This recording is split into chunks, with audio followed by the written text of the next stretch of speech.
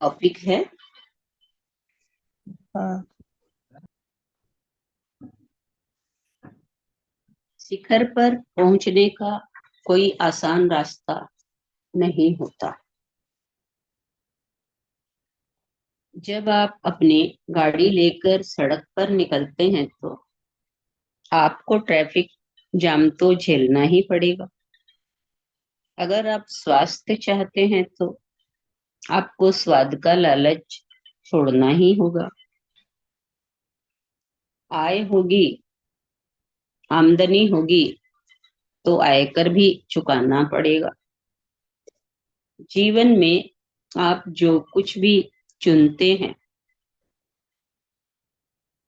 उसके साथ जुड़ी सुविधा और दुविधा, उसके फायदे और नुकसान, सुख और दुख भी साथ चले आते हैं। बिना कांटों वाली गुलाब की झाड़ी, बिना कांटों वाली गुलाब की झाड़ी ढूंढने में आप अपना समय व्यर्थ ही नष्ट करेंगे। जब आप सिक्के का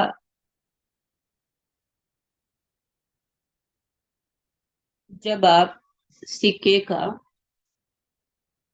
एक पहलू चुनते हैं तो उसका दूसरा पहलू स्वतः ही चुन चुके होते हैं।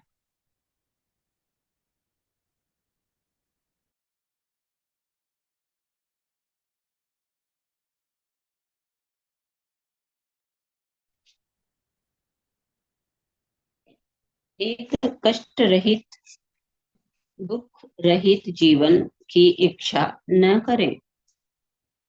महात्माओं को भी कष्ट और दुख से रहित सौभाग्यशाली जीवन प्राप्त नहीं हुआ।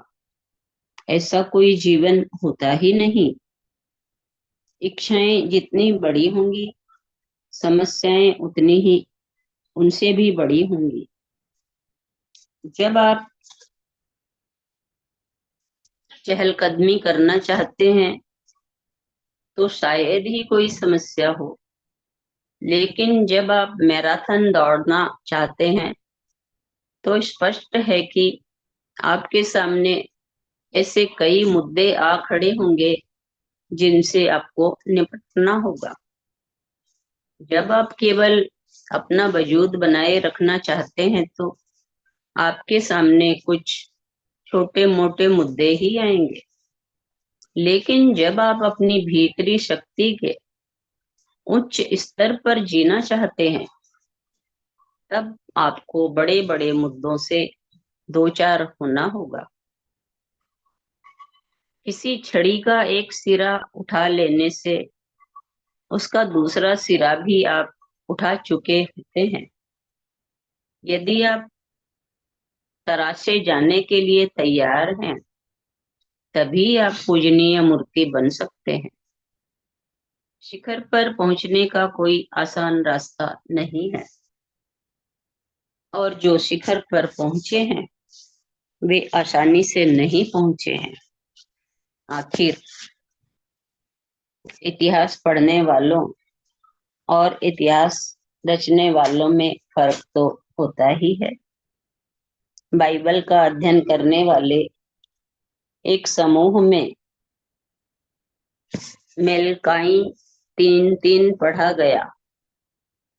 वह ईश्वर चांदी को परिष्कृत व शुद्ध करने वालों की तरह विराजमान होगा। ईश्वर के लक्षण, स्वभाव के बारे में इस बात का क्या अर्थ निकालते हैं? उसी सप्ताह उस समूह की एक महिला ने सुनार से इस बात की अनुमति ली कि वह उसे काम करते हुए देखना चाहती है। उस महिला ने देखा कि सुनार ने चांदी को तपाने के लिए उसे आग के लपटों के ऊपर रखा।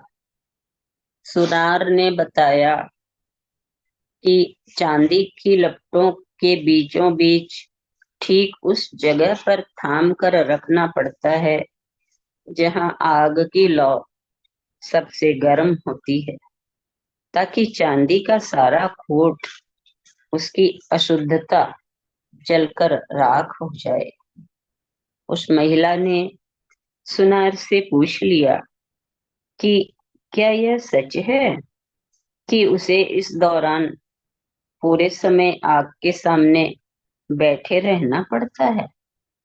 सुनार ने इस बात की पुष्टि की और बताया कि उसे न केवल चांदी को थामे हुए आग के सामने बैठे रहना पड़ता है, बल्कि पूरे समय चांदी पर भी नजर रखनी पड़ती है।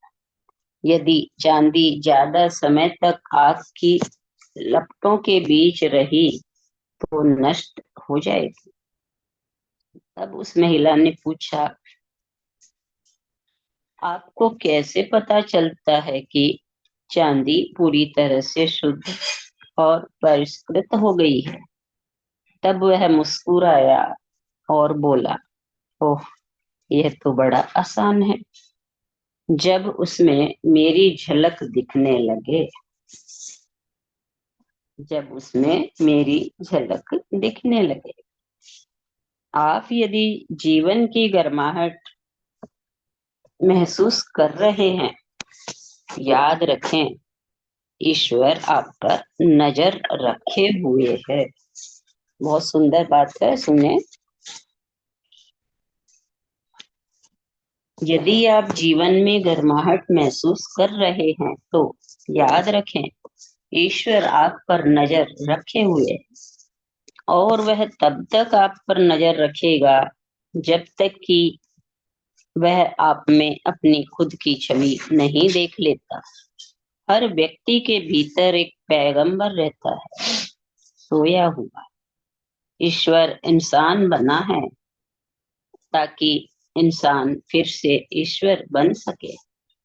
जीवन कोई ऐसी भट्टी नहीं है जो आपको जलाए डाल रही है, बल्कि यह तो आपको तपाकर चमकती दमकती चांदी में रूपांतरित कर रही है। इतना है।